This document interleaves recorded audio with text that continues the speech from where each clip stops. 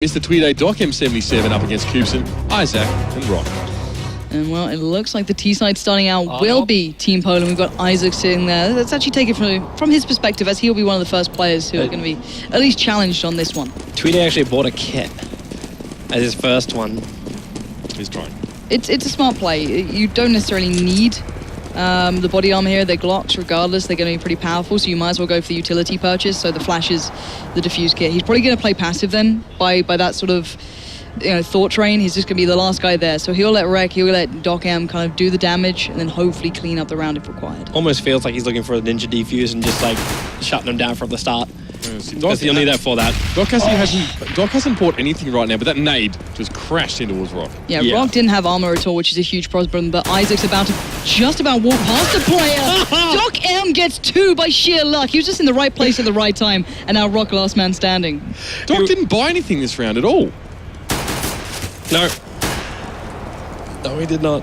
Well, that's a rough start for the Poles. It's a real rough start for the Poles. And Rock with only 12 HP, he's not going to be able to do anything. Like, okay, well... Tweeday wants the knife. When Tweeday turns his back on him and just runs away, leaving flashes behind, they're delaying him out. This is actually the greatest thing they can do, because they're making him waste a lot of time. Yeah, well, remember, if you knife incoming. Headshot. And then 5-second defuse. But no, it's wasting the time. Kevin, you have a kit. Oh dear. Tweeday. Oh, he jumped and stopped it. Tweeday. Oh no, just remember, they're wasting time. So let the bomb go out as long as you possibly want to. Like, they're getting every single second they can get out of it. So if there's one guy left and you guys got 3 guys, so just let it run. That's really smart. I didn't think Tweeday was that smart. Well done, mate. Okay. I thought he was all brawn no brain, but he's got a little something going on up top. He's a smart kind of guy. Gotta stall him out. Yeah. And considering Doc M didn't purchase anything first round, I don't know how I feel about that one. But because he got those 2 kills, he can now afford a hell of a lot. So he's full head armor, P90 ready. But on the other side of things, they do have head armor in a couple of UMPs. I'm not sure about the UMP buys. They don't really work up against armor. Not against armor targets. But still, maybe they can find a little something here. Tweeday's fully brought up utility-wise. He's playing for the late game. He doesn't want to be found early on. So he'll be the last guy to kick into gear. So it's really on the T side to open this one up. He's looking for the extra cash with the MP7. That's all he wants. Get himself one of those nice AWPs. You can never approach the A site. In fact, it looks like, again, the Pulse are just moving towards B, trying to use these corners. It's just a horrible choke point, and there's always a fallback position. That, again, now it's actually a flashbang, not a nade, as Isaac actually shoots his own teammate in the back a little bit. Not enough to get an assist point, though. Not to get those for shooting your own teammates. Rek only down to half health despite both of those players firing at him. Now, as you said, those UMPs not great against armor. Oh my. Critical hit. Could have been worse. Cubson backs away from that smoke there. Bomb is down and he will pick that one up. Remember, they're wasting the time though. Yep. Like this is as much time as they possibly can waste. It's all about stalling out the terrorists here and reducing the number of rounds that they could possibly get. Though, to be fair, even if the CT's played aggressively, they might be able to prevent that from occurring. Let's see. Oh, there we go. There we go. That's what you got to do. It's pretty sharp. Chase them down. Potentially should have switched to the P90. How are they... This passive play from the CTs is almost disgusting. And they're still not going for the kill. They're literally just tagging him up as low as possible. They don't even necessarily need to stop the plant. The Ts will have a little bit of money, in a couple of rounds' time anyway.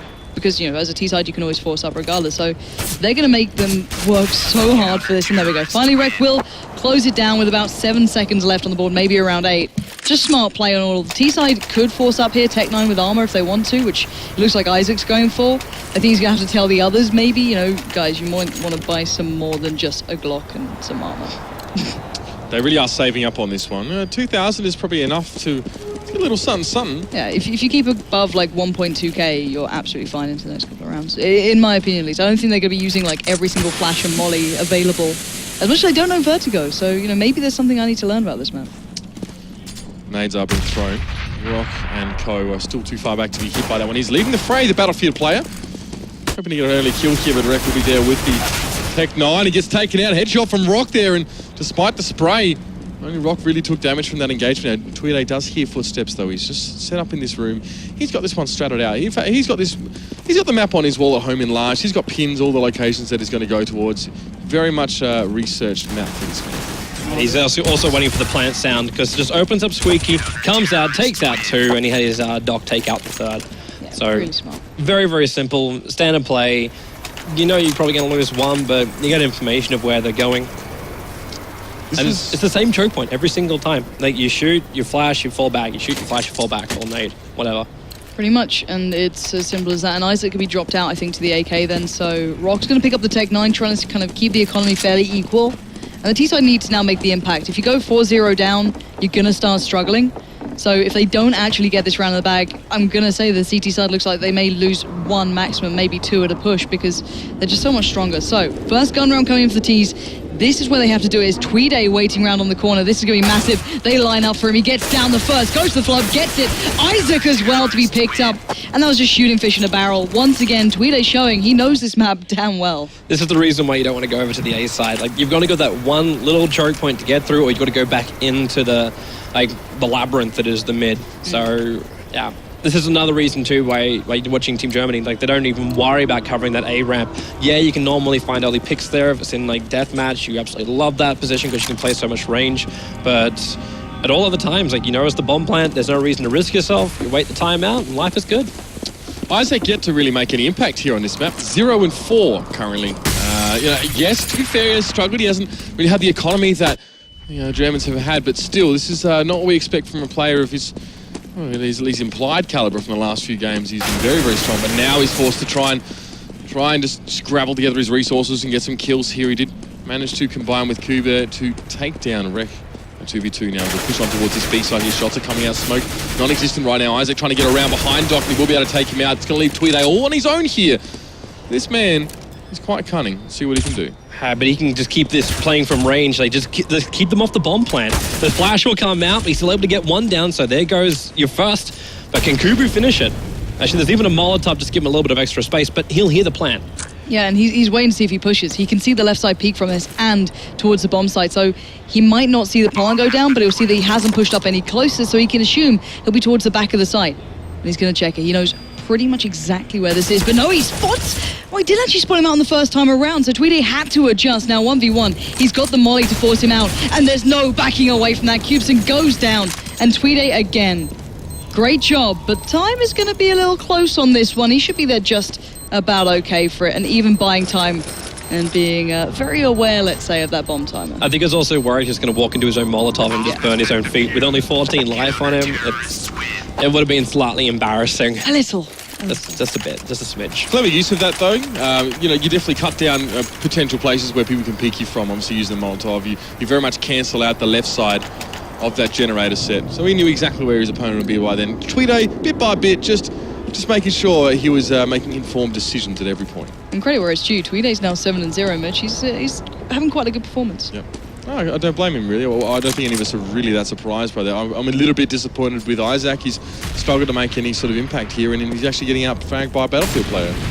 I'm interested to see, though, what happens in the next half. Like, you go through all of this, it's like, okay, well, life is hard, you're 5-0 down, like, yeah, things aren't great. But the CTs have so many corners to hold here. What I'd actually be waiting for is for the next half, the wall banging from the Germans. Check every single corner just with your AK bullets. That's the easier way to get through. But we're into a one-on-one, and we'll see who comes on top. This could actually be a really good round for Cubson.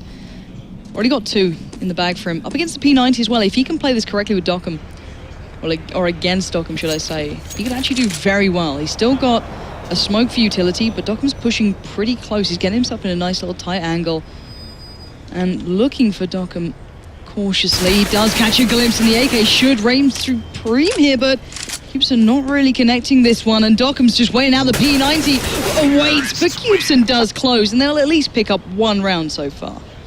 Yeah, not a moment too soon for them to take this one away. Tweeday actually dropped to a very cheeky little headshot coming across on the Polish side at the start of that round, and you can see what his absence really, what difference his absence makes for the Germans. Well, this is what we've been waiting on. T-side with Team Germany. This is where we've been thinking the difference may occur, where the teams could start splitting apart. We could see maybe the Polish boys making a bit more of an impact. However, Tweeday wanting a pause. They have an issue.